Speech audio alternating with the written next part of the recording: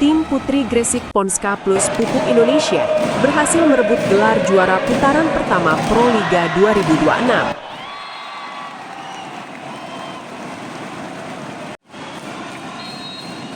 Hasil ini dipastikan setelah mengalahkan Jakarta Livin Mandiri dalam laga penuh drama dengan skor tipis 3-2.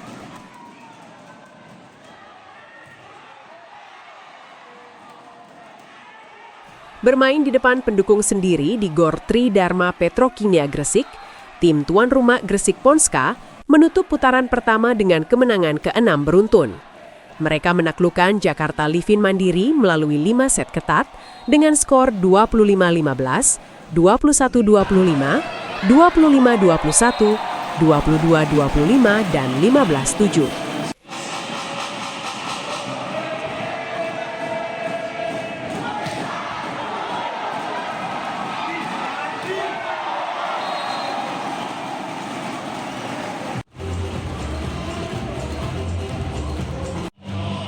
Kemenangan ini memastikan Ponska meraih gelar juara putaran pertama Pro Liga 2026, sekaligus meraih hadiah uang pembinaan senilai 30 juta rupiah. Namun, penampilan Medi Yoku dan rekan-rekan dinilai tidak konsisten, sehingga sempat kehilangan 2 set.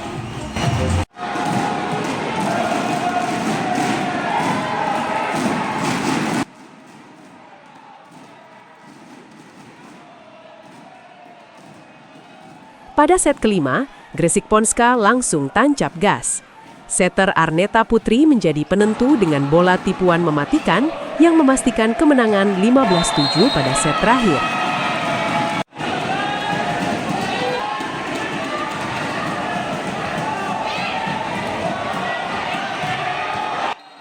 Di sisi lain, Jakarta Livin Mandiri yang baru saja mendatangkan pemain asing baru dari Polandia, Weronika Wiktoria Slagosova, merasa hasil ini tidak terlalu buruk.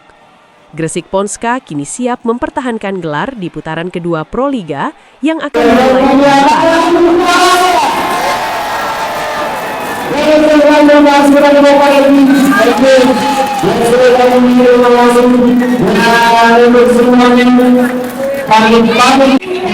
Pelatih Gresik Ponska, Alessandro Lodi, menyatakan tim akan tetap melakukan evaluasi meski hasil 6 kemenangan beruntun sangat memuaskan. I don't know. I try to coach the team the best I can. Dia mencoba menjadi pelatih sebisa dia mungkin, seterbaik dia mungkin.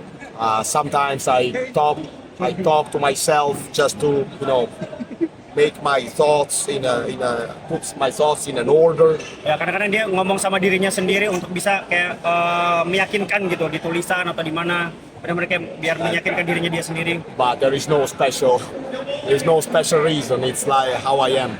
Ya, tapi nggak ada alasan yang spesial. Ya, memang dia seperti itu, selalu bergerak, selalu moving.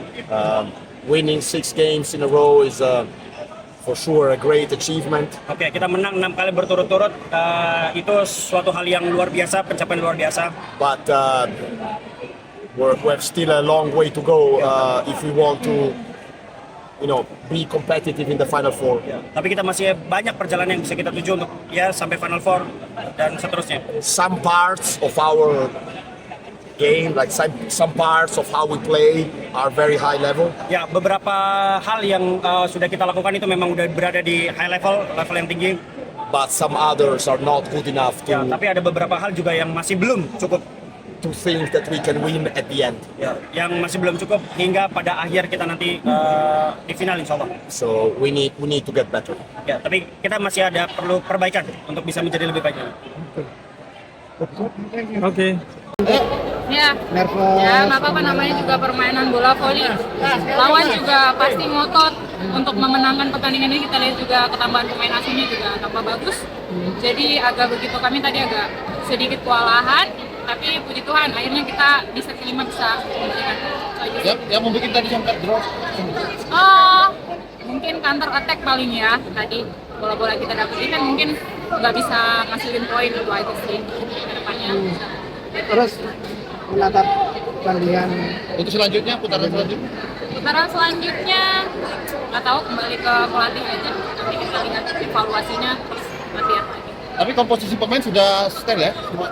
Untuk pemain saya kurang tahu, mungkin bisa tanyakan ke manajemen. Pemain asing udah cukup bagus ya untuk Oke sih, bondingnya sampai sekarang sih kita masih bagus, masih Dua pemain asing juga sudah maksimal ya?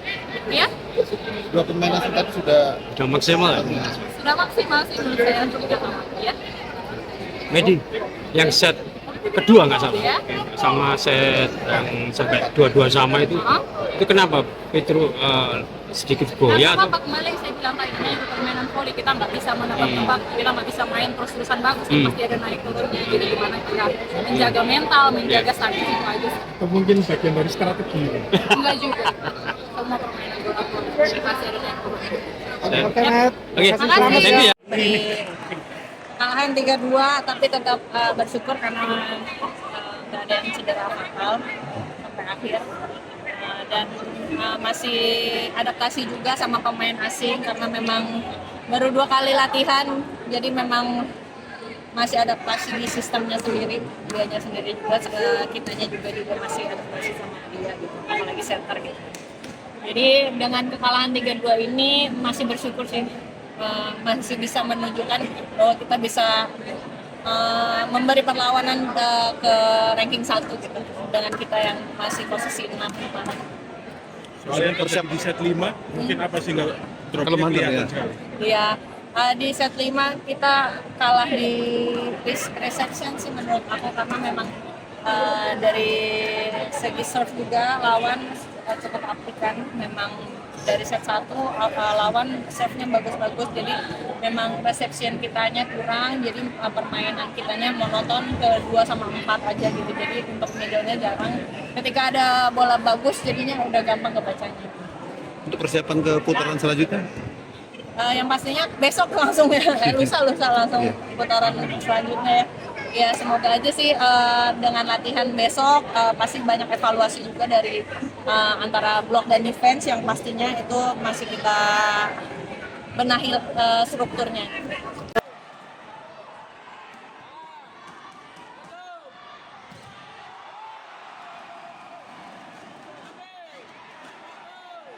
Daniel Andayawan memberitakan untuk kabargresik.com, lokal kata kita.